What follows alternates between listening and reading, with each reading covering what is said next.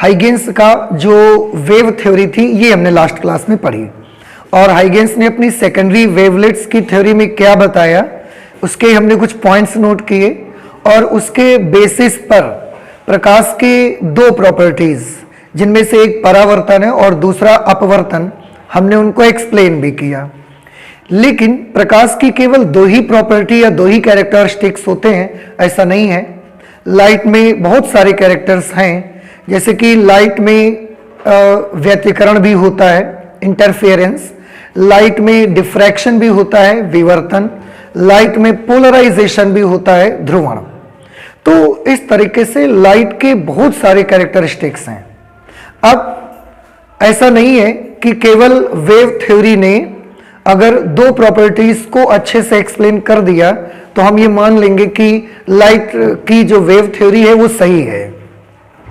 अगर लाइट प्रकाश के और गुणों, अन्य जो प्रॉपर्टीज हैं उसकी जो और कैरेक्टर्स हैं, जैसे कि इंटरफेरेंस हुआ, डिफ्रैक्शन हुआ, पोलराइजेशन हुआ, अगर लाइट के इन गुणों को भी हम हाइगेंस की वेव थ्योरी के हेल्प से एक्सप्लेन कर पाएंगे, अगर हम कर पाएंगे तो हम जरूर मान जाएंगे कि ये वेव थ्योरी बिल्कुल ठीक है। लेकिन अगर हम लाइट की इन प्रॉपर्टीज को जो हाइगेंस का वेव थ्योरी है उससे अगर हम एक्सप्लेन नहीं कर पाए तो हमारे लिए बेशक बहुत मुश्किल हो जाएगा ये मानना कि वेव थ्योरी ठीक है। तो अब हम क्या करना चाहते हैं ना, ये जो रिफ्लेक्शन और रिफ्रैक्शन था इसको तो जैसे मैंने बोला और आपने देखा कि हम लोग एक्सप्लेन कर भी चुके हैं। अभी भी लाइट की बहुत सारी प्रॉपर्टीज हैं। अब हम उन प्रॉपर्टीज में से एक एक प्रॉपर्टी लेते जाएंगे और वेव थ्योरी से जो कि हाइगेंस ने बताई उससे हम उनको एक्सप्लेन करने की कोशिश करेंगे, क्योंकि अगर एक्सप्लेन हो गया सारे प्रॉपर्टीज तो वेव थ्योरी सही है, और अगर एक्सप्लेन नहीं हुआ तो वेव थ्योरी में कुछ कमी है इसका मतलब। अब ये जो आगे की प्रॉपर्टी जैसे कि रिफ्लेक्शन और रिफ्रैक्शन हमने एक्सप्लेन किया, उसके लिए हमें कोई ज्यादा प्रॉब्लम नहीं हुआ।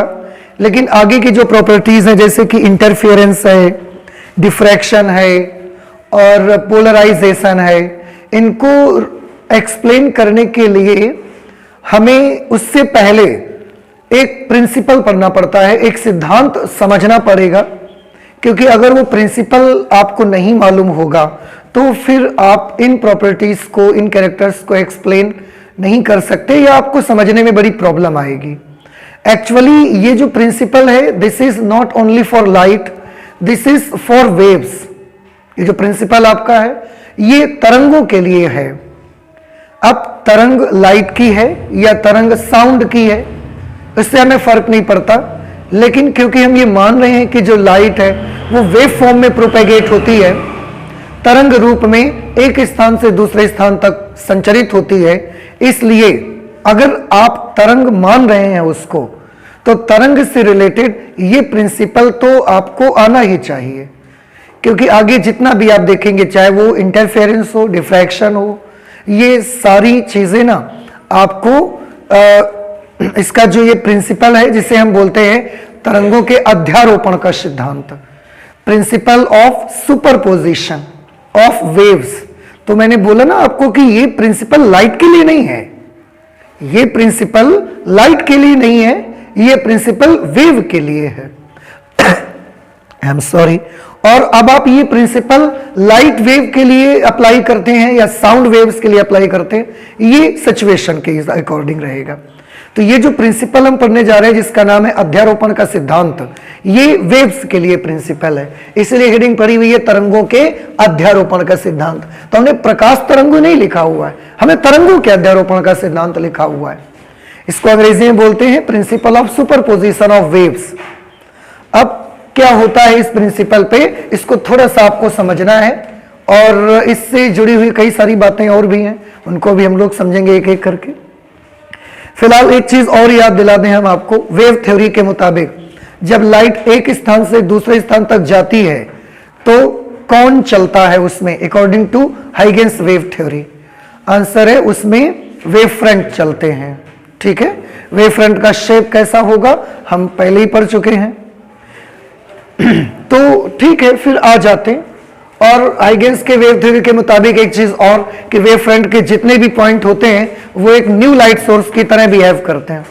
न्यू लाइट सोर्स की तरह बिहेव करते हैं मतलब कि हर पॉइंट उसका एक लाइट सोर्स होता है और वो अपने अपने अंदर से लाइट निकालते हैं। ठीक है, खैर अभी आते हैं अध्यारोपण के सिद्धांत के लिए। अध्यारोपण के सिद्धांत में हमने लिखा है कि जब दो तरंगें, देखिए अध्यारोपण के लिए प्रिंसिपल ऑफ सुपरपोजिशन के लिए एटलीस्ट कितनी वेव्स आपको चाहिए, then you need at least 2 waves. जब दो तरंगें एक साथ एक ही माध्यम में संचरित होती हैं, मतलब एक साथ चलें, वो चाहे वो एक ही दिशा में चले या वो विपरीत दिशा में चले, ऐसा कोई बंधन नहीं है, एक साथ दोनों का चलना चाहिए। ये नहीं होना चाहिए कि एक अभी आके निकल गई, एक आधे घंटे के बाद आ रही है, ये नहीं होना चाहिए। एक साथ चलना चाहिए उन्हें और एक ही माध्यम में, मीडियम भी उनका सेम होना चाहिए। अब दो वेव्स ऐसे मत कर दीजिए कि एक वेव अलग मीडियम में भेज दिया, एक वेव अलग मीडियम में भेज दिया, ये भी नहीं चाहिए हमको। तो जब दो तरंगे एक साथ एक ही माध्यम में संचरित होती हैं तो उनके अध्यारोपण से माध्यम में एक परिणामी तरंग उत्पन्न हो जाती है। सुपरपोजिशन, अध्यारोपण मतलब सुपरपोजिशन, माध्यम में एक परिणामी तरंग उत्पन्न हो जाती है। वो जब ऐसे चलेंगी, चाहे एक दिशा में चले, वो चाहे दोनों एक डायरेक्शन पे चले या दोनों अपोजिट डायरेक्शन पे चले, वो एक दूसरे से सुपरपोज करते हैं, एक दूसरे से रिएक्ट करती हैं और उनके सुपरपोजिशन से मीडियम में एक रिजल्टेंट वेव बन जाती है। देखो ये दो जा रही हैं, दो वेव तो ये हो गई, अब इनको सुपरपोजिंग वेव्स कहते हैं क्योंकि ये सुपरपोज करेंगी जाकर के। जब ये सुपरपोज करेंगी, चाहे वो एक डायरेक्शन पे चले या वो अपोजिट डायरेक्शन पे चले, इनके सुपरपोजिशन से मीडियम में आपको एक तीसरी वेव दिखेगी जो कि इन दोनों का रिजल्टेंट वेव होगी। परिणामी वेव उसको बोलेंगे, परिणामी तरंग उसको बोलेंगे। परिणामी तरंग उत्पन्न हो जाती है माध्यम के किसी भी बिंदु पर। इस परिणामी तरंग का विस्थापन, देखो परिणामी तरंग उत्पन्न हो जाती है, यहां तो ये बताया कि उत्पन्न हो जाती है। अब उसके बाद रिजल्टेंट वेव का कैरेक्टर आपको बताया जा रहा है कि उस रिजल्टेंट वेव की स्पेशलिटी क्या होगी, उस रिजल्टेंट वेव की खास बात क्या होगी। तो माध्यम के किसी भी बिंदु पर, मीडियम का कोई भी पॉइंट लेंगे, उसके किसी भी पॉइंट पर अगर इस परिणामी तरंग का विस्थापन निकालने आप जाएंगे तो अलग अलग दोनों तरंगों के कारण उत्पन्न विस्थापनों के सदिश योग के बराबर होता है। किसी भी बिंदु पर परिणामी तरंग का जो विस्थापन होगा, किसी भी बिंदु पर, उस बिंदु पर परिणामी तरंग का विस्थापन जो दो तरंगें आई हैं उनके द्वारा उत्पन्न अलग अलग विस्थापनों का सदिश योग होना चाहिए। तो अगर हम पहली तरंग के द्वारा माध्यम के किसी भी बिंदु पर उत्पन्न विस्थापन y1 मान लें, मीडियम का कोई पार्टिकल है, उस जगह पर पहली वाली वेव जाती है और पहली वाली वेव की वजह से इस पार्टिकल का विस्थापन y1 है। उसी पॉइंट पर अगर एक दूसरी वेव जाएगी यहां से तो उसके द्वारा उस बिंदु पर उत्पन्न विस्थापन y2 है। तो इस सिचुएशन पे उस पार्टिकल का परिणामी विस्थापन कितना होगा जो दोनों तरंगों के द्वारा उत्पन्न किया जाएगा। आंसर है वो परिणामी विस्थापन अगर आप y मान लेंगे तो उसकी जो वैल्यू आएगी वो इन दोनों तरंगों के द्वारा उत्पन्न विस्थापनों के सदिश योग के बराबर होगा। कुछ बात आपको समझ में आ रही? सदिश योग के बराबर होगा। आपको वेक्टर सम लेना पड़ेगा, जोड़ तो करेंगे ही बट डायरेक्शन के साथ उसका जोड़ किया जाएगा। पॉजिटिव डायरेक्शन, नेगेटिव डायरेक्शन, इसके साथ आपको उसका सम करना है। केवल जोड़ देना है ऐसा नहीं है, डायरेक्शन के साथ उसका जोड़ आपको पता लगाना है। ये अध्यारोपण का सिद्धांत होता है। अब इस चीज को थोड़ा सा हम लोग समझने की कोशिश करते हैं। देखो इसमें समझने का पॉइंट आपको ज्यादा है। अगर आपको एक बार सुपरपोजिशन का प्रिंसिपल समझ में आ गया ना, फिर इंटरफेरेंस, डिफ्रैक्शन, ये सब आपके लिए बहुत आसान होंगे। लेकिन अगर ये सुपरपोजिशन का प्रिंसिपल आपको समझ में नहीं आया तो आपके लिए ये दोनों घटनाओं को समझना बेहद मुश्किल रहेगा। इसके लिए हम चाहते हैं कि आप थोड़ा इसको अच्छे से अपने माइंड पे इसको कैच करिए। अब थोड़ा सा देखिए, दो अलग अलग वेव हमको चाहिए, चाहे वो एक डायरेक्शन पे चले या वो अपोजिट डायरेक्शन पे चले, इससे हमें फर्क नहीं पड़ता है फिलहाल। तो मैं इसको ऐसे स्टार्ट करूंगा कि जैसे मान लिया हमने वेव जो चलती है, आपने वेव का सिंपल फॉर्मेट देखा हुआ है, ऐसे वेव चलती है, ठीक है। अब ये वेव जब चलती है तो आप एक चीज तो जानते ही हैं, यहां से बाई चांस वेव गई, यहां सामने कहीं पर कोई स्क्रीन लगी हुई है, ये ऐसे वेव जा रही है इस तरह से, और ये वेव पर्दे पर ऐसे पहुंचती है। इसको हम बोलते हैं तरंग का एम्पलीट्यूड, आयाम। ये आयाम, अगर तरंग का आयाम a है तो ये प्लस a होगा और ये माइनस a होगा, फिर ये माइनस a होगा और ये प्लस a होगा, फिर ये माइनस a होगा और ये प्लस a हो जाएगा। ये आयाम होता है वेव का। अब आप सोचिए, अगर हम मीडियम का ये वाला पॉइंट ले लें, ये वाला पार्टिकल ले लें, तो ये वेव लगातार ऐसे इस पॉइंट पर पहुंचते चली जाएगी। वेव का जब ये वाला पोर्शन यहां पहुंचेगा, ये वाला हिस्सा पहुंचेगा वेव का, तो आप जानते हैं ये वेव इस पार्टिकल को क्या करना चाहेगी। आंसर है, ये वेव इस पार्टिकल को ए डिस्टेंस नीचे ले जाना चाहेगी।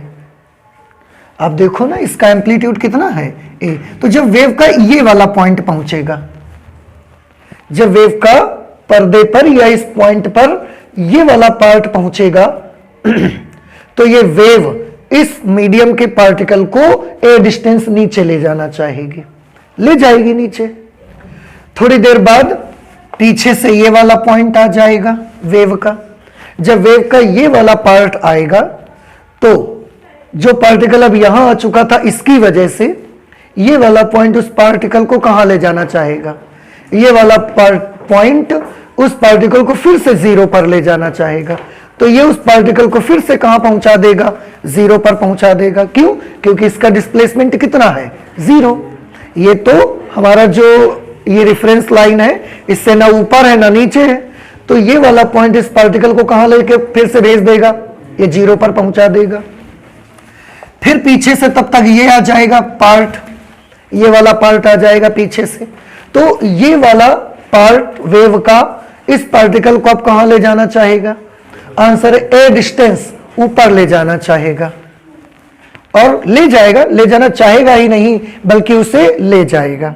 तो इस तरीके से जैसे जैसे ये वेव आगे बढ़ती जाएगी ना, जैसे जैसे वेव आगे बढ़ती जाएगी, इस वाले पार्टिकल को अगर आप देखेंगे, माध्यम का कोई एक पार्टिकल देखेंगे अगर आप, तो माध्यम का वो पार्टिकल कैसे मूव करेगा, रहेगा अपनी जगह पर ही। देखो, ऐसा नहीं है कि वो वेव के साथ उधर चला जाएगा, उधर नहीं जाएगा, वो अपनी जगह पर रहेगा। पर वेव का जब ये वाला पार्ट आया तो इसने पार्टिकल को कितना चलाया, आंसर है जीरो। जब ये वाला पार्ट आया, इसने ए डिस्टेंस पार्टिकल को क्या कर दिया, नीचे।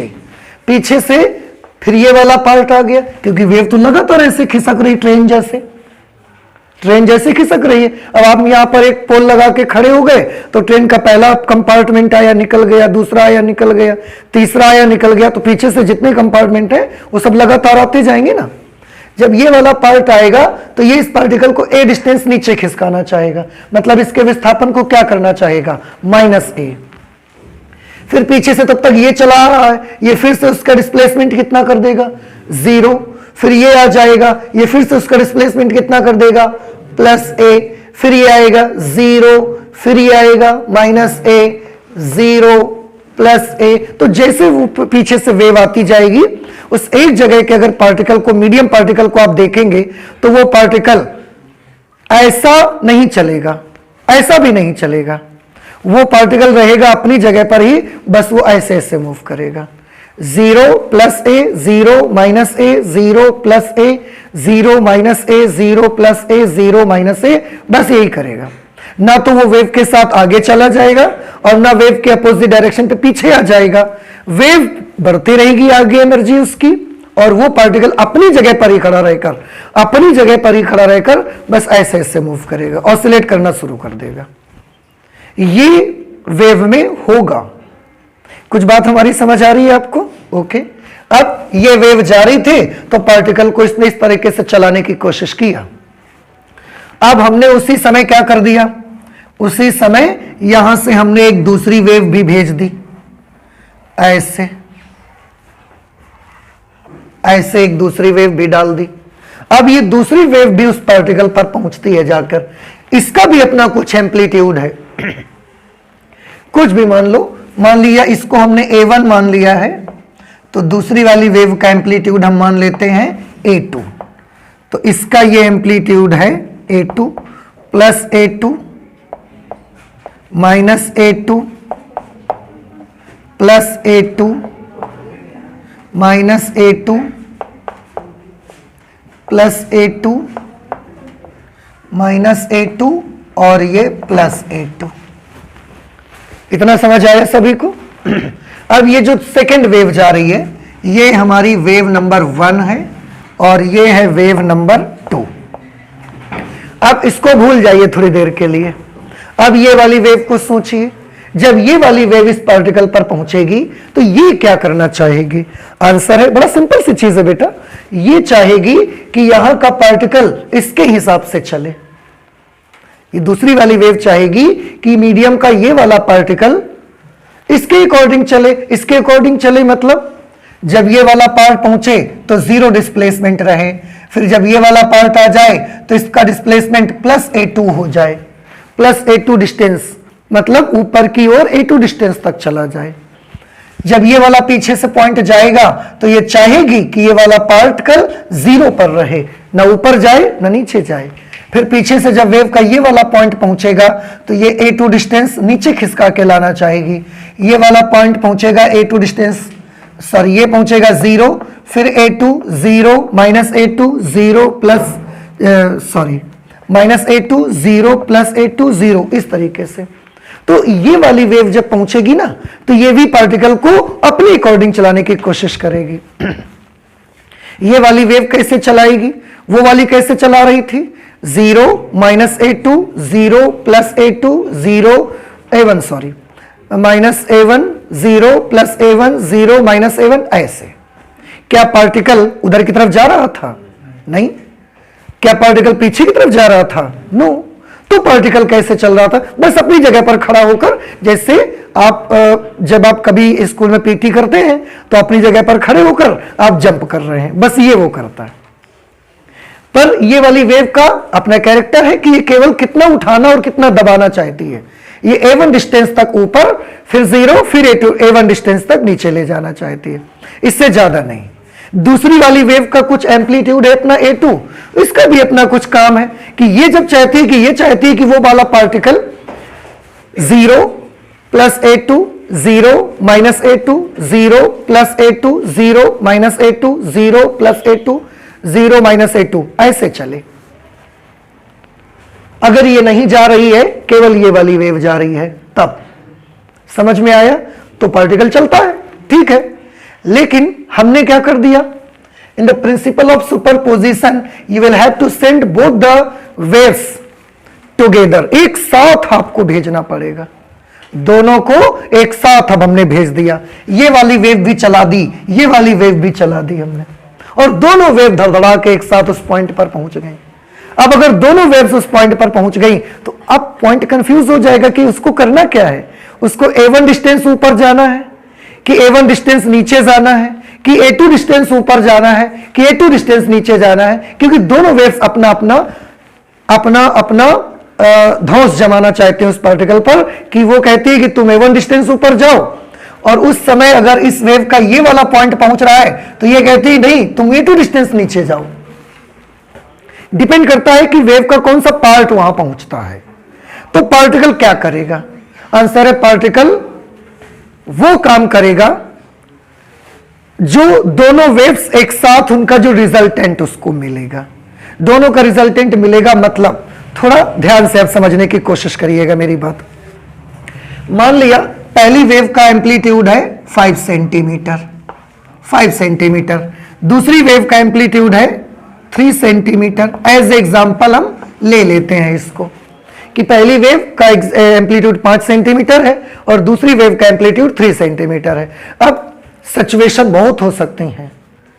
मान लिया किसी समय जब ये वाली वेव पहुंची तो ये वाली वेव उस मीडियम पार्टिकल को 5 सेंटीमीटर ऊपर उठाना चाहती है, मान लिया, क्योंकि मैंने बोला ना सिचुएशन तो बेटा बहुत हो सकती है भाई।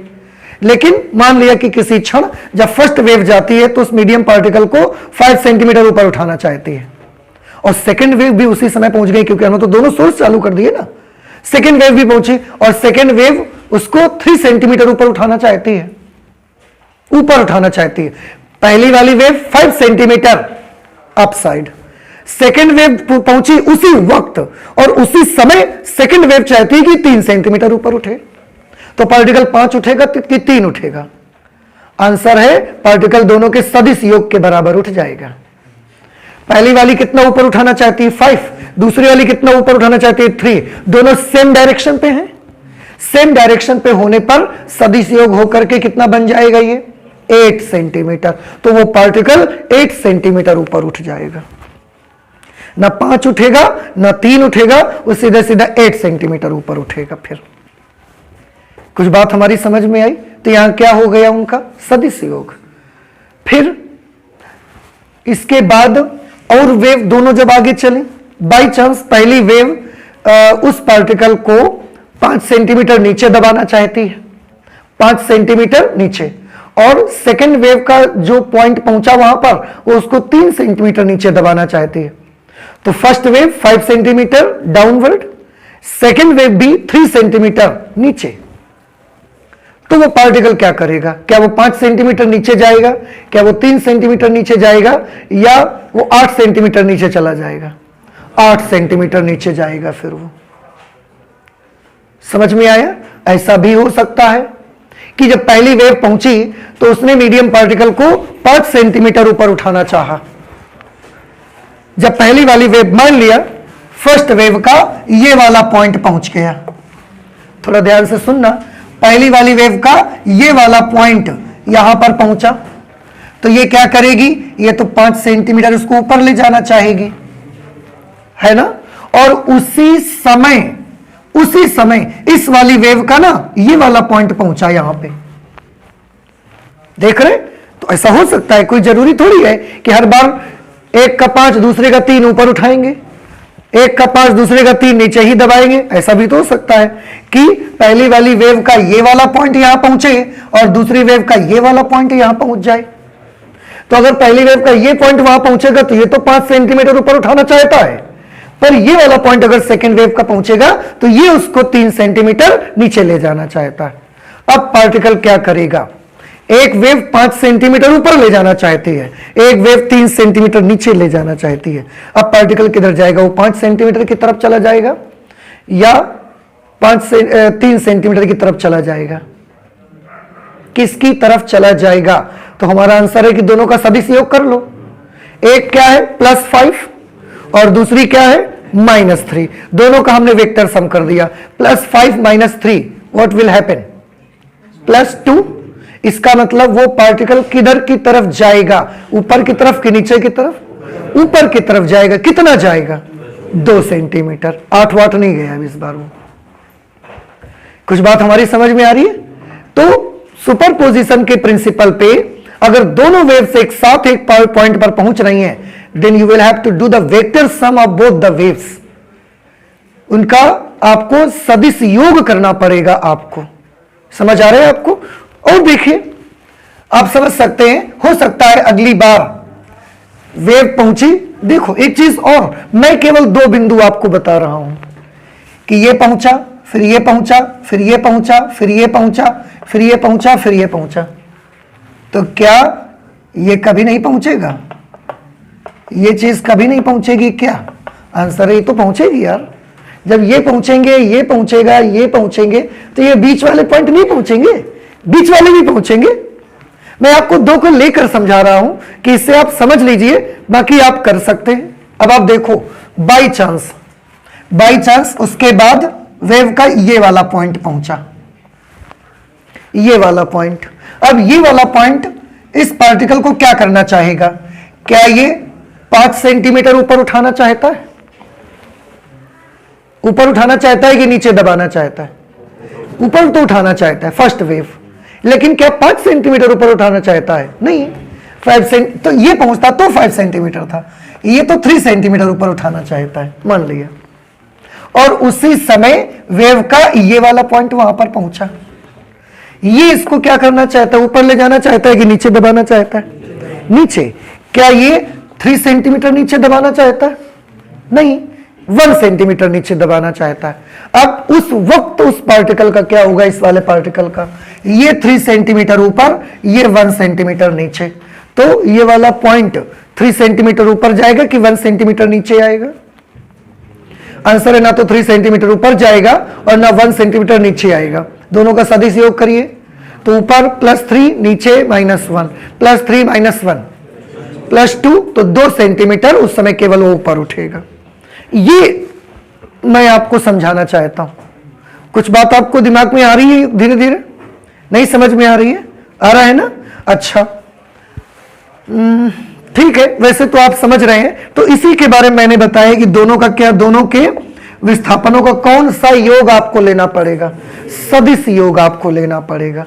अच्छा बताइए, एक वेव पहुंच रही है, ये ऊपर वाली वेव पहुंच रही है, ये नीचे दबाना चाहती है 5 सेंटीमीटर, और उसी समय इस पॉइंट पर जब ये वाली वेव पहुंच रही है तो ये उसको 3 सेंटीमीटर ऊपर उठाना चाहती है। ये कितना किधर ले जाना चाहती है? 5 सेंटीमीटर नीचे। और ये क्या करना चाहती है? ऐसा पहुंचा उसका हिस्सा कि ये 3 सेंटीमीटर ऊपर ले जाना चाहती है। वो पार्टिकल नीचे जाएगा कि ऊपर जाएगा? नीचे जाएगा। कितना?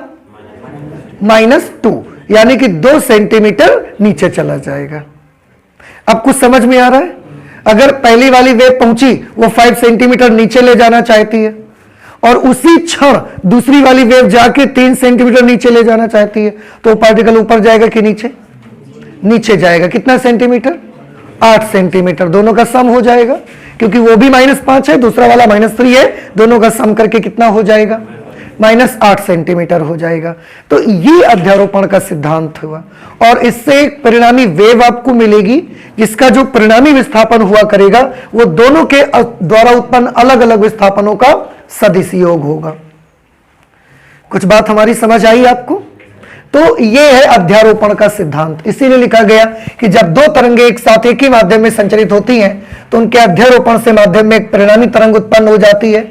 माध्यम के किसी भी बिंदु पर इस परिणामी तरंग का जो विस्थापन होगा वो अलग अलग दोनों तरंगों के कारण उत्पन्न विस्थापनों के सदिश योग के बराबर होगा। वेक्टर सम आपको करना है, डायरेक्शन का ध्यान रख के। ऊपर साइड में है तो प्लस लेना, नीचे की तरफ है तो माइनस ले। तो प्लस और माइनस डायरेक्शन को जोड़ रहे हैं, अदरवाइज 5 + 3 तो हर बार जुड़ के 8 ही आएगा ना, हर बार जुड़ के 8 आएगा। लेकिन 5 और 3 जुड़ करके +2 भी हो सकता है। क्यों? क्योंकि हो सकता है 5 प्लस का हो और 3 माइनस का हो, अकॉर्डिंग टू देयर डायरेक्शन। इस वजह से बोला गया कि सदिश योग के बराबर होता है। So this is the principle of superposition. Now I hope कि आपको ये चीज समझ में भी आ गई है। ठीक है, ओके। अब अगर ये चीज आपको समझ में आ गई है तो हम थोड़ा सा और आगे अब चलते हैं। मान लिया ये लाइट वेव्स हैं, ये कौन सी तरंगे हैं? लाइट। अब आ जाते हैं, ये प्रिंसिपल किसके लिए बना था? लाइट के लिए, साउंड के लिए, वेव्स के लिए? किसके लिए था? आंसर ये ना लाइट के लिए है ना साउंड के लिए है। This principle is made for only waves. अब साउंड वेव है तो हम क्या करें? लग जाएगा उसके लिए। लाइट अगर वेव है तो उसके लिए भी लग जाएगा। अगर हम और आप वेव है तो हमारे आपके लिए भी प्रिंसिपल लगेगा। वेव्स के लिए बना है ये प्रिंसिपल, बस इतना समझ लीजिए। ठीक है, अब इसमें हम अगर लाइट को ले लेते हैं कि ये लाइट है, अगर ये लाइट है, अब आप सोचिए थोड़ा सा, एक वेव बंद कर दीजिए यहां पर। पहले आप क्या करेंगे? एक वेव को बंद कर दीजिए। पहले केवल ये वाली वेव जा रही है, तो जब ये वाली वेव जाती है तो ये पार्टिकल को 0 - A2 0 + A1 A1 है, 0 - A1 0 + A1 0 - A1 0 + A1, ऐसे पार्टिकल को उठाती है। तो वो पार्टिकल कैसे मूव करता है? 0 + A1 0 - A1 0 + A1 0 - A1 0 + A1, ऐसे चलता है। लाइट का जीरो और प्लस A1, जीरो और माइनस A1 होने का मतलब क्या है? इसका यह मतलब है कि जब जीरो डिस्प्लेसमेंट आएगा तो लाइट कैसी होगी? जीरो। उसकी ब्राइटनेस कैसी होगी? जीरो। यानी कि वहां पर क्या रहेगा भैया? अंधेरा रहेगा। भाई लाइट से अंधेरा और उजाला आता है, तो जब जीरो डिस्प्लेसमेंट होगा तो क्या होगा? जीरो। और जब A1 आएगी लाइट तो चमक आ जाएगी पर्दे पर, फिर जीरो, खत्म ब्राइटनेस, फिर माइनस A1, पर्दा चमकेगा, फिर जीरो, चमकेगा, जीरो, चमकेगा, जीरो, चमकेगा, जीरो, चमकेगा, ये चीज होगी। तो पर्दे पर आप देखोगे, पर्दे पर तो पर्दा कैसा आपको लगेगा, कैसा फील होगा? चमका, फिर खत्म, फिर ब्राइटनेस आई, फिर dark, bright, dark, bright, dark, bright, dark, ये होगा। लेकिन क्या ये हमको दिखेगा? आंसर इज नो, हमको दिखेगा नहीं। क्यों? क्योंकि ये इतनी तेज वेव पहुंच रही होती है। स्पीड आप जानते हैं लाइट की 3 × 10⁸ metre per second in air. तो अगर एयर में आपने इसको रखा हुआ है तो ये इतनी तेज तेज जाती है ना, इतनी तेज तेज जाती है कि एक्चुअली होता है ये, क्योंकि वेव है तो ये होता है, लेकिन हम कभी भी इसको नहीं देख पाते। आपको दिख रहा है लाइट तो जल रही है, क्या आपको दिख रहा है ऐसा हो रहा है? नहीं दिखता हमको, तो हम देख नहीं पाते, बट एक्चुअली ये होता है उस पर। तो इसकी स्पीड इतनी ज्यादा है कि due to persistence of our eyes, हमारी आंखों की दृष्टि निर्बंधता, ऐसे कुछ बोलते हैं, due to persistence of our eye, हमारी आंखों की दृष्टि निर्बंधता ऐसी है कि जिसकी वजह से हम इसको इतनी तेजी से जो चेंज हो रहा है ना, ये हम देख नहीं पाते हैं। तो हमें एक जैसी ब्राइटनेस बिल्कुल दिखती है। जैसे एक छोटा सा एग्जांपल मैं आपको बताऊं, आप एक लकड़ी लीजिए, लकड़ी को यहां बीच में से थोड़ा सा ऐसा चाकू से चीरा लगा दीजिए उस पे, ठीक है? और एक कार्डबोर्ड लीजिए, दफ्ती जिसको आप कहते हैं, टाइट पेपर, उस टाइट पेपर पे एक तरफ ऐसा जेल का फोटो चिपका दीजिए, जेल का, सलाखें बनी हुई, और दूसरी तरफ शेर का फोटो चिपका दीजिए। ये तो मोटा है, मोटा नहीं लेना, दफ्ती लेनी है केवल। तो एक तरफ किसका फोटो चिपका देना है? जेल का, और एक तरफ एक फोटो चिपका देना है शेर का, और इसको जाके वो जो चीरा लगाया उसमें बीच में फंसा दो आप, तो फंस जाएगा उसमें, चिपका दो, कुछ भी कर दो। उसके बाद जब इसको लेकर के आप ऐसा, अभी एक साइड में शेर, एक साइड में जेल, जब आप इसको तेजी से ऐसा करोगे, ऐसे करोगे तेजी से, फिर आप उसको देखिए, आप पाओगे कि जब ऐसे ऐसा कर रहे होगे तो क्योंकि ये चेंज इतनी तेजी से होता है कि अभी तो जेल और शेर अलग अलग है, लेकिन जब आप ऐसा करोगे तो आपको लगेगा कि शेर जेल के अंदर है, इतना तेजी से वो हमारी आंखें उसको देख नहीं पाती हैं। और फिर आप रोक के देखोगे, शेर और जेल अलग अलग, फिर आप ऐसे करोगे, आपको जितनी देर ये होगा ना, उतनी देर आपको महसूस होगा कि जैसे शेर सलाखों के पीछे बंद है। क्यों? क्योंकि हमारी आंखों में दृष्टि निर्बंधता होती है और हमारी आंखें इतनी तेजी से होने वाले चेंज को नहीं देख पाती। जैसे एसी में आपने पढ़ा था ना कि हमारे घर के जो बल्ब होते हैं, एसी की वजह से 1 सेकंड में 50 बार जलते हैं, और नहीं 100 बार जलते हैं और 100 बार बुझते हैं, पर हमको देख नहीं पाते क्योंकि हमारी आंखों में इतनी तेज होने वाले परिवर्तन को देखने की क्षमता नहीं होती। ऐसे ही हम देख नहीं पाते, बट ये होता रहता है। ऐसी दूसरी वेव जाती है, इसका भी होता रहता है वहां पर। लेकिन जब दोनों वेव पहुंच जाती हैं, दोनों वेव एक साथ पहुंचती हैं, तो पर्दा किस तरीके से ब्राइट और डार्क होगा? आंसर है पर्दे पर ब्राइट और डार्क। फिर आपको 2 कैटेगरी ब्राइट और डार्क होने की मिल सकती हैं। आपको देखिए, मैं फिर से बता दूं, सुपरपोजिशन समझ गए आप? पर्दे पर क्या होगा अगर एक वेव जाएगी तो भी समझ गए, पर दिखेगा नहीं, वो आपको होगा पर दिखेगा नहीं, हमारी आंखों की दृष्टि निर्बंधता के कारण। लेकिन अगर दोनों वेव्स हम भेजते हैं उस समय पर्दे पर हमको कैसा दिखेगा?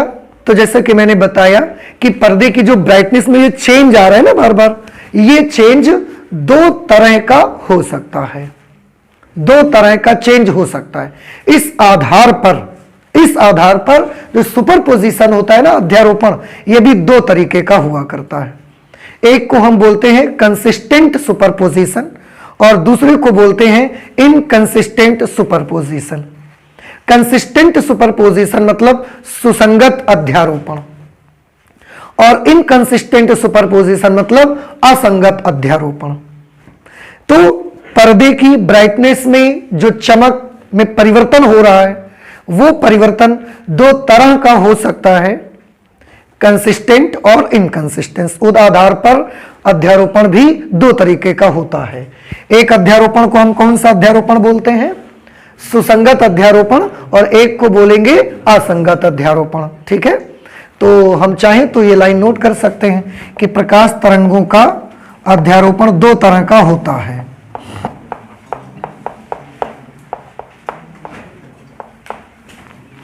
प्रकाश तरंगों का अध्यारोपण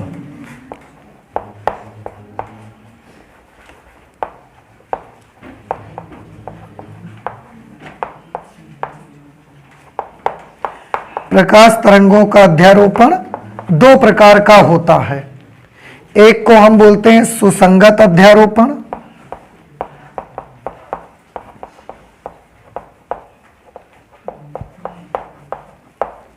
सुसंगत अध्यारोपण क्या बोला अंग्रेजी में हमने, बताइए?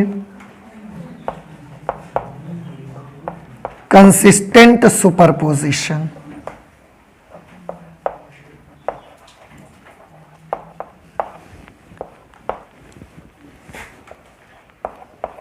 और दूसरा जो सुपरपोजिशन होगा, स्कमिंग, उसे हम बोलेंगे असंगत अध्यारोपण। इसको कहा जाएगा इनकंसिस्टेंट सुपरपोजिशन।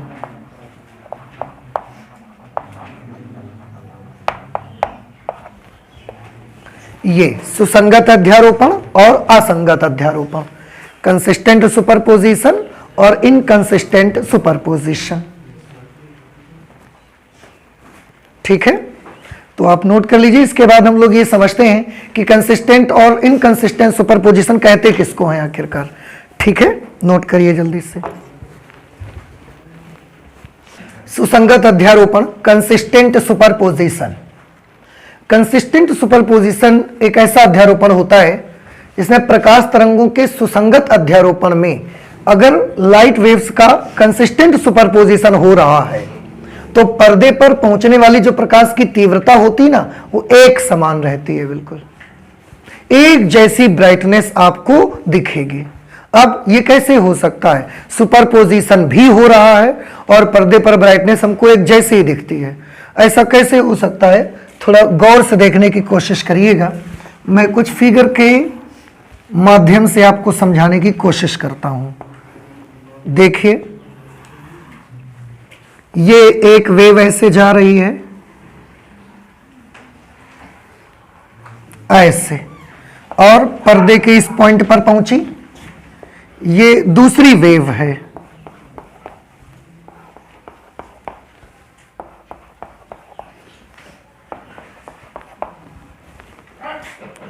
ये दूसरी वेव है, ये भी पर्दे पर पहुंचती है।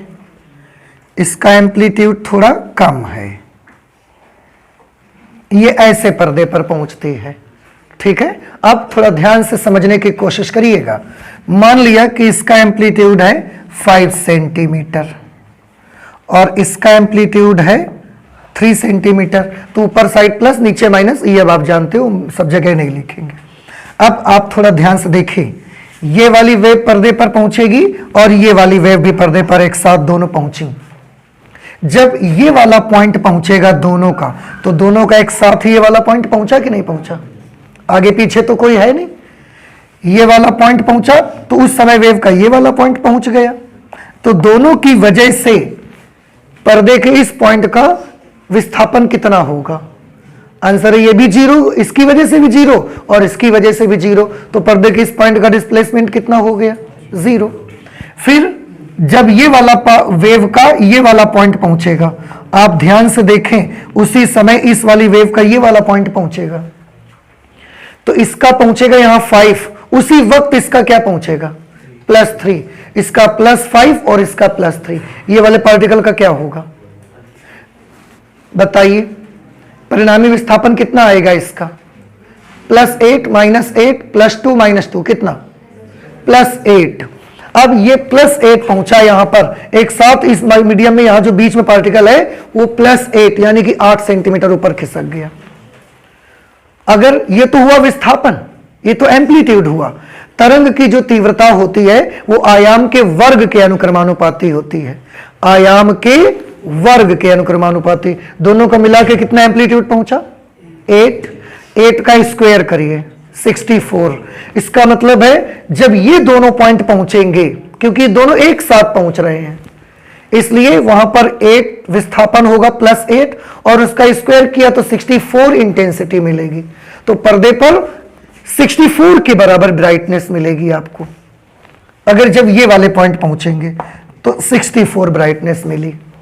अब ये वाला पॉइंट इसका पहुंचा, पहली वेव का, तो दूसरी वेव का कौन सा पॉइंट पहुंचा? दूसरी वेव का भी तो 0 वाला ही पॉइंट पहुंचा, इसलिए दोनों के द्वारा परिणामी विस्थापन कितना होगा? 0। और पर्दे पर ब्राइटनेस कितनी आएगी? 0। इस पहली वाली वेव का ये वाला पॉइंट पहुंचा -5। उसी समय आप देख रहे हैं दूसरी वाली वेव का ये वाला पॉइंट पहुंचा -3। तो पर्दे के इस पॉइंट का परिणामी विस्थापन कितना हो जाएगा? -8। तो पर्दे पर ब्राइटनेस कितनी मिलेगी? 64। -8 का स्क्वायर कर दिया हमने। तरंग की जो तीव्रता होती है वो हमेशा उसके आयाम के वर्ग के अनुक्रमानुपाती होती है। 64 ब्राइटनेस पहुंची। फिर इस वाली वेव का ये वाला पॉइंट पहुंच गया पर्दे पर।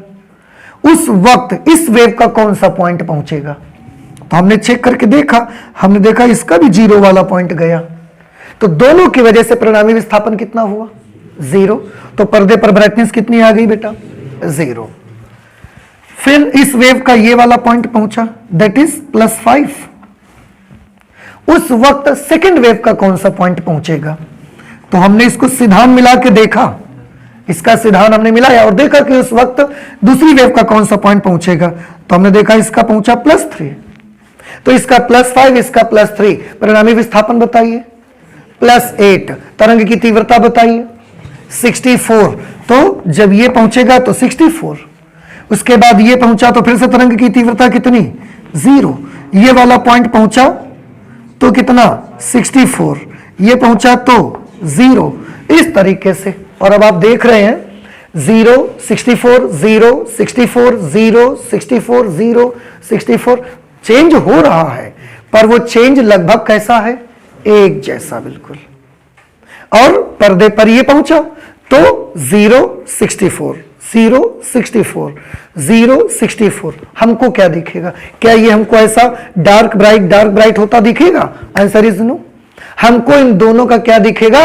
एवरेज दिखेगा, औसत। तो 64 और 0 का एवरेज क्या? 32। तो हमको 32 दिखेगा। लेकिन ब्राइटनेस में जो चेंज हो रहा है आप देखो उसको जरा, एक जैसा चेंज है, बिल्कुल एक जैसा चेंज। ये वाला जो सुपरपोजिशन है, हालांकि 64 ब्राइटनेस 0 ब्राइटनेस 64 ब्राइटनेस 0 ब्राइटनेस हमको दिखेगा नहीं। देखो मैं बार बार कह दे रहा हूं, because speed of light is very very high, 3 × 10⁸ metre per second. और इतनी स्पीड की लाइट को हमारी आंखें एक उसका चेंज होने का एक पार्ट देख ले, पॉसिबल ही नहीं है यार, नहीं देख सकते हम लोग, संभव ही नहीं है। लेकिन फिर भी आपको चित्र के माध्यम से मैं यह समझाना चाहता हूं कि चेंज आप देखो कैसा है। ऐसा तो नहीं हो रहा है ना कि 0 64 चार जगह 0 64 0 64 हुआ, फिर एक जगह 0 32 0 32 हो गया, ये तो नहीं हो रहा है ना। चेंज एक जैसा है ना इसका। ये चीज मैं आपको बताना चाहता हूं। इस प्रकार का जो सुपरपोजिशन है वो वाला सुपरपोजिशन सुसंगत अध्यारोपण कहलाता है। इसके लिए आप देखो, पहली वेव का क्या चाहिए? स्रंग। और दूसरी वेव का भी क्या चाहिए? स्रंग। एक साथ पहुंचने चाहिए पर्दे पर। दोनों का एक साथ क्या पहुंचना चाहिए? गर्त। इसको देख के हमें लगा कि ऐसा होना चाहिए। दोनों के स्रंग एक साथ पहुंचे, दोनों के गर्त एक साथ पहुंचे। जब इसको देखा तो मुझे एहसास आया कि शायद ऐसा होने से ही तरंगों का अध्यारोपण कैसा हो पाता है? सुसंगत। लेकिन ऐसा नहीं है बेटा। हमने शर्त में क्या बताया है? सुसंगत अध्यारोपण पर्दे पर पहुंचने वाले प्रकाश की तीव्रता कैसी होती है? एक समान होती है। हमने ये तो नहीं कहा ना कि कृष्ण से कृष्ण पहुंचे, ट्रफ से ट्रफ पहुंचे, ये मैंने नहीं बोला है। पर्दे पर चमक एक जैसी मुझे मिलनी चाहिए, परिवर्तन एक जैसा बिल्कुल होना चाहिए, चाहे जैसे वेव पहुंचे जाकर के। देखो आप सोचोगे ये कैसा? उसको भी मैं आपको दिखाता हूं, ध्यान से देखिए। ये एक वेव जा रही है ऐसे, ऐसे पर्दे पर पहुंची, एक दूसरी वेव भी जा रही है,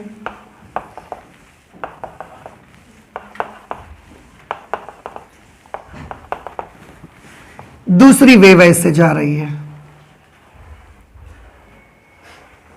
ऐसे, ऊपर वाली 5, नीचे वाली 3 एम्पलीट्यूड। ठीक है, अब थोड़ा ध्यान से देखिएगा। ये जब ये पॉइंट पहुंचेगा इस वेव का तो 0 ब्राइटनेस देगा, उस वक्त इसका कौन सा पॉइंट पहुंचेगा? क्या इसके साथ ये वाला पॉइंट पहुंचेगा? इसका सिद्धांत मिला के देखो, ये वाला, तो दोनों मिला के कितना डिस्प्लेसमेंट करेंगे? 0। तो ब्राइटनेस कितनी होगी? 0। इसका क्या पहुंचा? -5। इसका क्या पहुंचा? +3। नहीं समझ में आया? और दोनों एक साथ पहुंचे कि नहीं पहुंचे? तो यहां पर कितना परिणामी विस्थापन कितना हुआ? -2। इन ब्राइटनेस कितनी आएगी? इंटेंसिटी कितनी होगी? 4।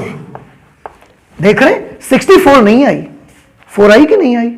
अच्छा, उसके बाद जब इसका ये वाला पॉइंट पहुंचेगा तो दूसरी वेव का कौन सा पॉइंट पहुंचेगा? सिद्धांत मिला के देखा, ये 0। दोनों की वजह से पर्दे का परिणामी विस्थापन कितना होगा? 0। तो ब्राइटनेस भी 0। जब ये वाला पॉइंट इसका पहुंचेगा +5, उस समय इसका क्या पहुंचेगा? -3। Very good. तो दोनों का परिणामी विस्थापन क्या हुआ बताओ? +2, और तीव्रता कितनी हो गई? 4 के बराबर। इसका जब ये पॉइंट पहुंचा 0, इसका भी 0, तो ब्राइटनेस भी 0।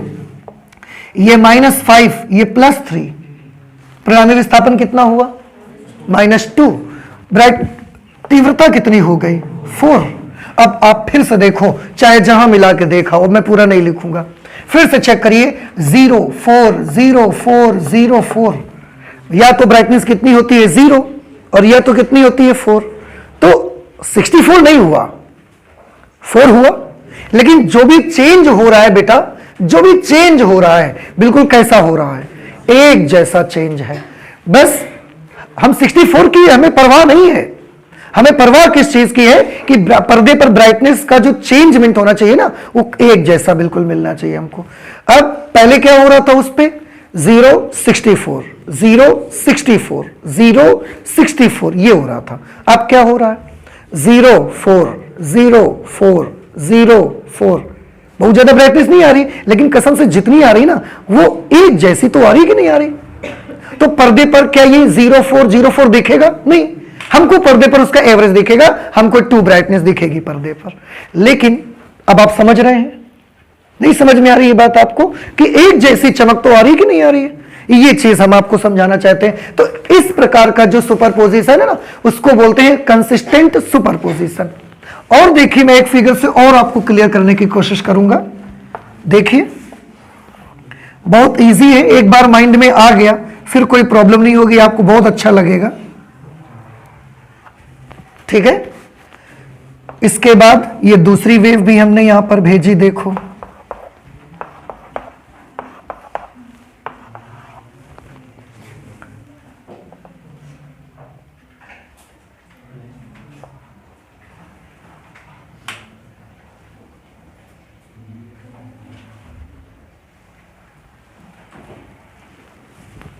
देखिए, इस तरीके से ऐसी ये वेव जा रही है। ये +5, ये +3, इधर ये -5, इधर ये -3। ठीक है, अब जरा बताइए मुझे, इस बार पर्दे पर फर्स्ट वेव पहुंची, डिस्प्लेसमेंट कितना लेके पहुंची? 0। उसी समय सेकंड वेव कितना डिस्प्लेसमेंट लेके पहुंचे? देख के बताओ। 0 कितना लेके पहुंचे? हाँ हाँ, आप जानते हो, बताओ जल्दी से। Very good. ये वाली वेव जिस समय 0 डिस्प्लेसमेंट लेके पहुंची है ना, उस समय ये वाली वेव का 0 तो यहां है, ये +3 लेके पहुंची है। तो पर्दे का परिणामी विस्थापन कितना? इसका 0, इसका +3, कितना? +3। परिणामी विस्थापन, तो इंटेंसिटी कितनी? 9। क्लियर?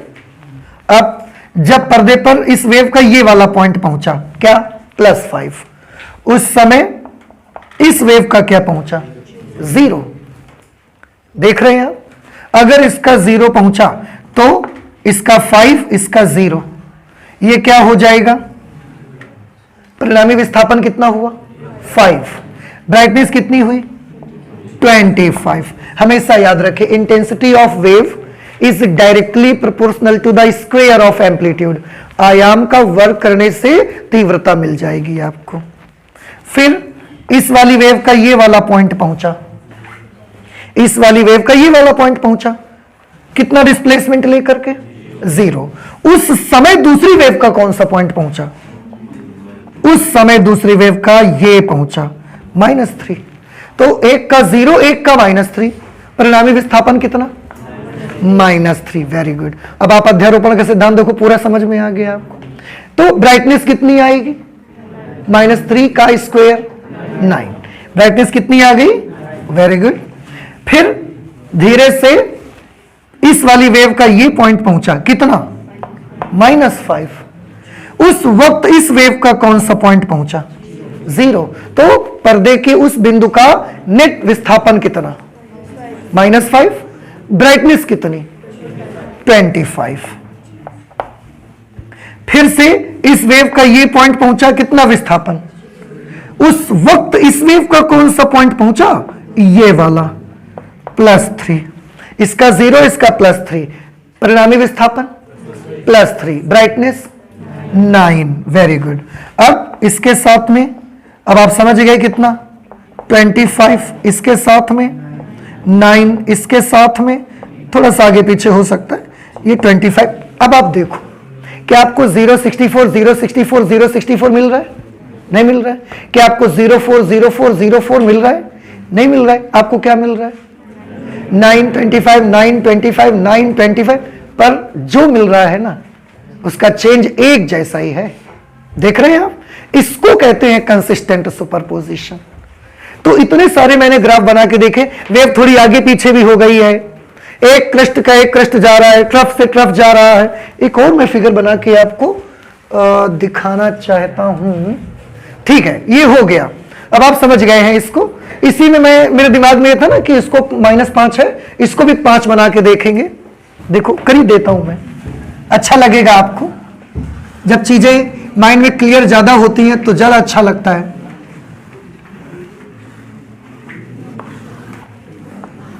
बउआ देखो भैया,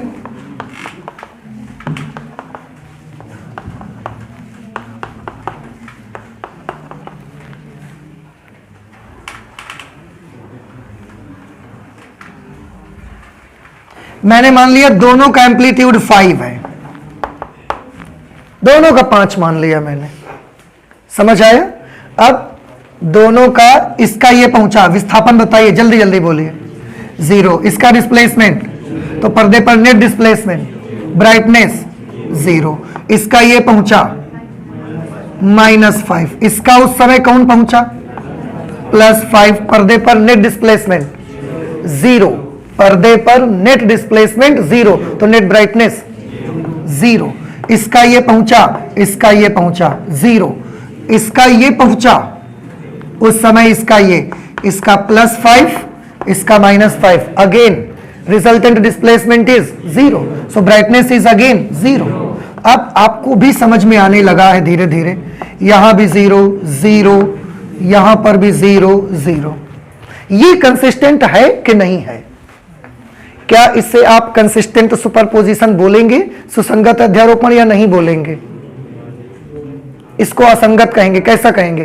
पर्दे पर क्या पहुंच रहा है? अभी देखा 0, फिर 0 0 0, पर्दे पर कुछ चमक नहीं रहा है। तो ये कंसिस्टेंट सुपरपोजिशन है या इनकंसिस्टेंट सुपरपोजिशन है? ये इनकंसिस्टेंट है, असंगत अध्यारोपण है। कैसे मालूम आपको? सुसंगत अध्यारोपण की डेफिनेशन क्या है? प्रकाश की तीव्रता एक समान होती है। अब देखो, पर्दे पर प्रकाश की तीव्रता कितनी है? 0। अभी भी कितनी है? 0। अभी भी कितनी है? 0। अभी भी कितनी है? 0। अभी भी 0 0 0। तो तो क्या पर्दे पर प्रकाश की तीव्रता एक जैसी है? तो ठीक तो है, ये भी सुसंगत अध्यारोपण है। आप असंगत क्यों बोलते हैं इसको? कुछ मेरी बात समझ में आ रही है? सुसंगत अध्यारोपण से हमारा मतलब बस इतना है कि वहां पर पर्दे पर प्रकाश की तीव्रता कैसी रहनी चाहिए? एक समान, यूनिफॉर्म ब्राइटनेस उसकी रहनी चाहिए। नहीं समझ में आई बात आपको? इस प्रकार के अध्यारोपण को हम सुसंगत अध्यारोपण कहते हैं। ये कब पॉसिबल है? क्या तब पॉसिबल है जब एक वेव का स्रंग के साथ दूसरी का स्रंग पहुंचे, गर्त के साथ गर्त पहुंचे। सुसंगत अध्यारोपण के लिए स्रंग के साथ स्रंग और गर्त के साथ गर्त पहुंचना जरूरी है क्या? नहीं जरूरी है, क्योंकि यहां तो स्रंग के साथ गर्त गया था और गर्त के साथ स्रंग गया था, फिर भी तो अध्यारोपण सुसंगत था। यहां तो स्रंग के साथ कोई कुछ नहीं था, फिर भी अध्यारोपण सुसंगत था। तो क्या सुसंगत अध्यारोपण के लिए स्रंग के साथ गर्त, स्रंग के साथ स्रंग और गर्त के साथ गर्त जरूरी है? Answer is no. क्या स्रंग के साथ गर्त और गर्त के साथ स्रंग जरूरी है? Answer is no. तो जरूरी क्या है? आंसर है जरूरी एक चीज ये है, हम आपको बताएं, थोड़ा ध्यान से देखिएगा। जरूरी ये वेव में एक चीज और होती है जिसे हम बोलते हैं कला। एक चीज और होती है जिसे हम क्या बोलते हैं? कला बोलते हैं। तो वेव में पहले मैं इसको कला से नहीं, पहले और एक चीज से समझने की कोशिश करिए। मैं एक चीज आपको बताऊं, सुसंगत अध्यारोपण तब होगा जब इस वेव की लंबाई और इस वेव की लंबाई दोनों आपस में कैसी होंगी? बराबर होनी चाहिए। यह सब जगह लागू हो जाएगा आपका। देखो, स्रंग से स्रंग आना जरूरी नहीं है, गर्त से गर्त आना जरूरी नहीं है, पर वेव की लेंथ का बराबर होना बहुत जरूरी है। क्योंकि बेटा अगर ऐसा नहीं होगा, एक वेव की लंबाई यहां से यहां तक है, एक पूरे चक्कर को वेव की लेंथ बोलते हैं। एक पूरे चक्कर में तरंग जितना दूरी निकल जाती है, इसको हम वेव की लेंथ बोलते हैं, और इसी को कहा जाता है वेव लेंथ, तरंग दैर्ध्य। तो इस वेव की लेंथ और इस वाली वेव की लेंथ बराबर होनी चाहिए। और देखो, भले स्रंग से गर्त मिले, लेकिन इसकी लेंथ और इसकी लेंथ बराबर, तभी बार बार हमें डॉट डॉट लाइनें बना लेते थे। क्यों? क्योंकि हम हर बार क्या बनाना चाहते थे? वेव की लेंथ बराबर बनाना चाहते थे। अब थोड़ा सा सोचो, वेव की लेंथ थोड़ा सा आगे पीछे अगर हो जाएगी, अगर ये थोड़ा पीछे से स्टार्ट होता, ये थोड़ा सा आगे से स्टार्ट होता, तो क्या बराबर ब्राइटनेस आपको मिल पाती? तब आपको नहीं मिलती, क्योंकि एक का हो सकता है थोड़ा ऊपर वाला, एक का थोड़ा नीचे वाला पोर्शन आ जाएगा, तो बीच में डिस्टर्ब कर देता फिर वो हमको। तो हमें एक बात समझ में आई कि कंसिस्टेंट सुपरपोजिशन के लिए क्रेस्ट से क्रेस्ट, ट्रफ से ट्रफ नहीं जरूरी है यार। क्या जरूरी है? आंसर है वेव की लेंथ का बराबर होना जरूरी है। रही बात स्पीड की, तो दोनों सेम मीडियम में है, और दोनों अगर लाइट वेव्स है तो स्पीड बराबर रहेगी ही रहेगी। 3 × 10⁸ मीटर पर सेकंड से चलेगी, उसमें तो आप कुछ नहीं कर सकते। तो बस क्या जरूरी है? आंसर है दोनों वेव्स की लेंथ बराबर है। मतलब अगर स्रंग से स्रंग आ रहा है ये वाला, तो इसका गर्त से गर्त भी आना चाहिए, स्रंग से स्रंग भी आना चाहिए, और 1 लाख पीछे का स्रंग देखे ना, उसके स्रंग के नीचे भी दूसरे का क्या आना चाहिए? ये चीज बराबर बराबर चलना चाहिए। अगर इसके स्रंग के साथ इसका गर्त आया है, अगर आ गया है, तो पीछे अगर हम 1000वां स्रंग देखें जाके, तो उसके नीचे भी इसका गर्त ही आना चाहिए। ये बड़ी कंडीशन इंपॉर्टेंट है। कुछ मेरी बात दिमाग में चढ़ रही है आपको?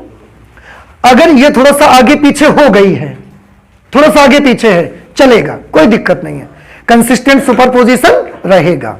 बस हम चाहते क्या है? इस स्रंग के नीचे इसका 0 आया है, इसके 0 से इसका स्रंग मिला है, इसके गर्त से इसका 0 मिला है। ऐसा हो रहा है ना? होने दीजिए, लेकिन याद रहे कि पीछे अगर 1 लाखवां स्रंग भी हम काउंट करके जाएंगे, तो 1 लाखवें स्रंग के नीचे भी इसका क्या ही आना चाहिए? 0 ही हमें मिलना चाहिए। ऐसा ना हो कि किसी एक वेव की लंबाई थोड़ी कम ज्यादा हो जाए, तो पीछे जब 1 लाखवां स्रंग देखने गए, तो अभी स्रंग के नीचे 0 आ रहा है, पीछे 1 लाखवां स्रंग देखा, उस स्रंग के नीचे इसका स्रंग आ गया। ये नहीं फिर चाहिए। एक जैसी मुझे लेंथ चाहिए दोनों की। जैसे जब आप कदम मिला के चलते हो, जैसे 2 लोग ऐसे साथ जा रहे हैं पैदल, आप कदम मिला के चल रहे हैं, तो कंसिस्टेंसी के लिए क्या चाहिए? दोनों के कदमों की लंबाई कैसी होनी चाहिए? बराबर। और अगर दोनों के कदमों की लंबाई बराबर नहीं होगी तो इनकंसिस्टेंट हो जाएगा। जैसे आपके साथ कोई छोटा बच्चा चलेगा अगर, तो उसके कदम छोटे छोटे पड़ेंगे, आपके कदम बड़े बड़े पड़ेंगे, तो आप में और उसमें कंसिस्टेंसी नहीं हो पाएगी। लेकिन आपकी आपके फ्रेंड से कंसिस्टेंसी बन जाएगी। क्यों? क्योंकि दोनों कैसे कदम रख रहे हैं, बराबर लंबाई के कदम रख रहे हैं, ये हमको जरूरी है। तो कंसिस्टेंट सुपरपोजिशन के लिए क्या आवश्यक है? तरंगों का तरंग दैर्ध्य कैसी होनी चाहिए? समान। और एक ही माध्यम है तो स्पीड कैसी होगी? सेम। अब देखो वेवलेंथ सेम हो गई लैम्डा, स्पीड सेम है ही है, तो आवृत्ति भी उनकी सेम हो गई फिर तो, क्योंकि v बराबर एन लैम्डा फॉर्मूला होता है। v सेम, लैम्डा सेम, तो n भी कैसा हो गया? सेम। इसका मतलब है कि अगर आप कंसिस्टेंट सुपरपोजिशन पाना चाहते हो तो शर्त क्या है कि दोनों वेव्स की आवृत्ति और उनकी तरंग दैर्ध्य आपस में कैसी हो? बराबर। और एक चीज है, उनका जो फेज डिफरेंस हो, फेज डिफरेंस वो कांस्टेंट रहना चाहिए। जैसे इसका ये वाला पॉइंट आया, इसका भी ये आया, तो सब जगह फिर इसके सरंग से इसका गर्थ ही आना, सब जगह इसके सरंग के साथ इसका सरंग ही आना चाहिए। अगर इसके सरंग के साथ इसका गर्थ आ गया है तो हर जगह सरंग के साथ गर्थ ही आना चाहिए। अगर इसके सरंग के साथ इसका जीरो आ गया है तो हर जगह फिर इसके सरंग के साथ इसका जीरो ही आना चाहिए। इसको हम फेस की भाषा में बोलते हैं कि दोनों में कला समान हो कि नहीं हो हमें मतलब नहीं है, लेकिन कला का अंतर कैसा रहना चाहिए? बिल्कुल एक जैसा होना चाहिए। अगर इस जगह पर कला का अंतर 2 पाई का है तो पीछे भी 2 पाई का, हर जगह कला का अंतर कितना चाहिए? मुझे 2 पाई का कला अंतर चाहिए। तो ये एक दो पॉइंट जो ना मैं नोट कर देता हूं आपके लिए कि कंसिस्टेंट सुपरपोजिशन इसको बोलेंगे। कंडीशन क्या है कंसिस्टेंट सुपरपोजिशन के लिए? शर्त क्या है? सुसंगत अध्यारोपण की शर्त।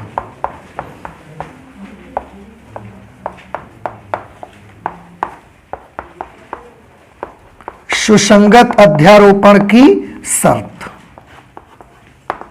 सुसंगत अध्यारोपण की वैसे तो मेन शर्त यह है कि दोनों तरंगों का कलांतर स्थिर रहना चाहिए।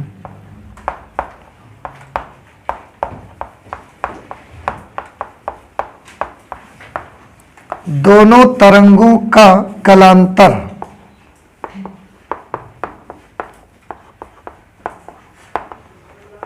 स्थिर, स्थिर मतलब कांस्टेंट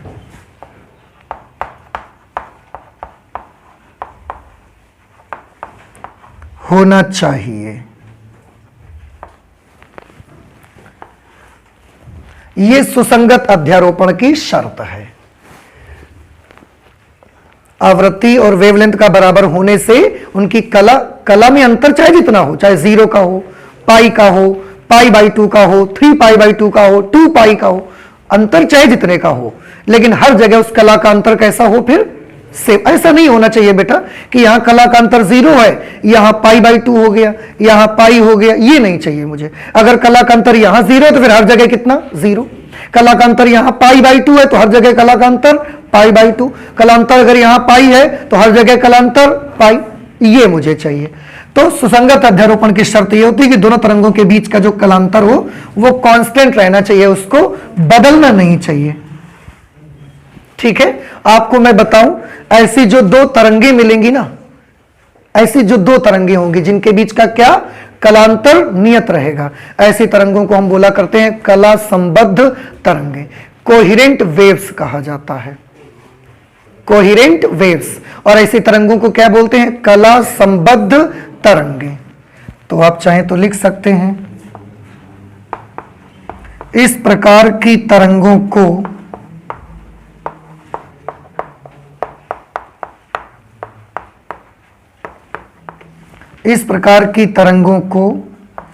कला संबद्ध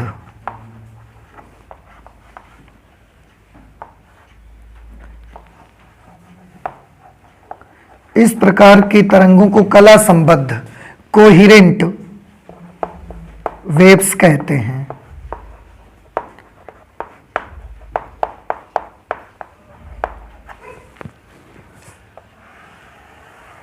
ये एक चीज याद रख लीजिए, ठीक है।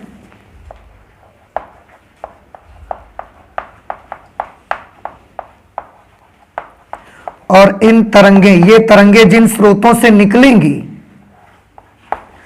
भाई इस प्रकार की तरंगे जिन स्रोतों से निकलेंगी उनको हम कला संबद्ध स्रोत बोलेंगे।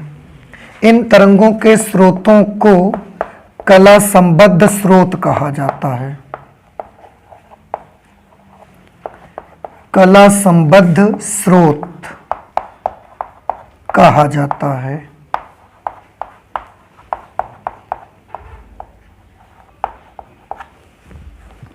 कोहिरेंट सोर्सेस कहा जाता है उनको, कला संबद्ध स्रोत कहा जाता है। ठीक है, कुछ बात समझ में आई? तो क्या आपको सुपरपोजिशन समझ में आया आज? क्या आपको कंसिस्टेंट सुपरपोजिशन समझ में आ गया? बताइए, कंसिस्टेंट सुपरपोजिशन की आवश्यक शर्त क्या है? एक तरंग का स्रंग दूसरी के स्रंग से ही मिलना चाहिए? नहीं। क्या एक का गर्त दूसरे के गर्त से मिलना चाहिए? तो क्या स्रंग से गर्त मिलना चाहिए? तो क्या स्रंग से दूसरी का जीरो मिलना चाहिए? ऐसा कुछ नहीं है। तो फिर क्या है? आंसर है जो दो तरंगे हों उनका कलांतर स्थिर रहना चाहिए। यहां जितना फेज डिफरेंस हो यहां भी उतना फेज, 1,00,000 वेव पीछे चले जाए तो भी फेज डिफरेंस उतना ही रहना चाहिए। ऐसी जो दो तरंगे होंगी उन तरंगों का नाम क्या रखेंगे हम लोग? कला संबद्ध तरंगे, कोहिरेंट वेव्स। ऐसी जो दो तरंगे जिन सोर्स से निकलेंगी वो सोर्स क्या कहे जाएंगे? कला संबद्ध स्रोत। और इन तरंगों की एक खास बात और क्या है कि इनकी आवृत्ति और इनकी तरंग दैर्ध्य भी आपस में कैसी होती है? बराबर। आप नोट करिए, क्वेश्चन बड़ा फेमस क्वेश्चन है। लिखे, कला संबद्ध स्रोत किसे कहा जाता है? कला संबद्ध प्रकाश स्रोत किसे कहते हैं या किन्हें कहते हैं? कला संबद्ध प्रकाश स्रोत किन्हें कहते हैं? कला संबद्ध प्रकाश स्रोत किन्हें कहा जाता है? जगह नहीं है इसलिए मैं लिखूंगा नहीं, मैं आपको डिक्टेट कर दूंगा, आप लिख लीजिए। कला संबद्ध प्रकाश स्रोत किन्हें कहा जाता है? ठीक है, लिखें, ऐसे दो प्रकाश स्रोत, ऐसे दो प्रकाश स्रोत, ऐसे दो प्रकाश स्रोत जिनसे निकलने वाली प्रकाश तरंगे, ऐसे दो प्रकाश स्रोत जिनसे निकलने वाली प्रकाश तरंगे, जिनसे निकलने वाली प्रकाश तरंगों, ऐसे कर देना, जिनसे निकलने वाली प्रकाश तरंगों की तरंग दैर्ध्य और आवृत्ति परस्पर समान हो।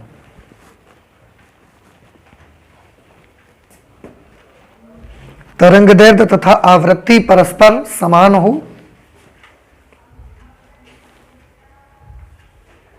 और उनके बीच कलांतर सदैव नियत हो, और उनके बीच कलांतर सदैव नियत हो, और उनके बीच कलांतर सदैव नियत हो।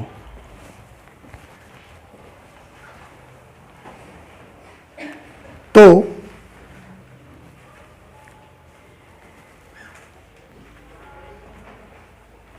उन्हें कला संबद्ध प्रकाश स्रोत कहा जाता है। तो उन्हें कला संबद्ध प्रकाश स्रोत कहा जाता है। तो उन्हें कला संबद्ध प्रकाश स्रोत कहा जाता है। कला संबद्ध प्रकाश स्रोत कहा जाता है। नोट कर लिया? ठीक है, तो ये चीज अब आपको याद रखनी है।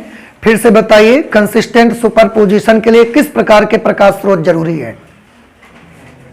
कला संबद्ध प्रकाश स्रोत। कला संबद्ध प्रकाश स्रोत कौन से होते हैं? जिनसे निकलने वाली प्रकाश तरंगों की आवृत्ति और तरंग दैर्ध्य समान तथा कलांतर उनके बीच का हमेशा कैसा रहना चाहिए? स्थिर। समझ में आया ये चीज? अगर ऐसी दो तरंगे निकल रही हैं तो उनका अध्यारोपण होगा और उनके अध्यारोपण से माध्यम में जो सुपरपोजिशन होने के बाद जो सुपरपोजिशन होगा वो किस प्रकार का सुपरपोजिशन होगा? सुसंगत अध्यारोपण। और चेंज आप देख लीजिए, क्योंकि जब मैं असंगत को समझाऊंगा उस समय ये चेंज से आपको डिफरेंस समझ में आ जाना चाहिए, क्योंकि अब ये चीज हम समझेंगे लेकिन अगली क्लास पे करेंगे हम लोग। ठीक है, तो ये सब याद करके आइए, कल हम आपसे पूछेंगे। तो आज इतना ही रखते हैं फिजिक्स में, चलते हैं, मिलते हैं अगली क्लास पे। Okay, thank you.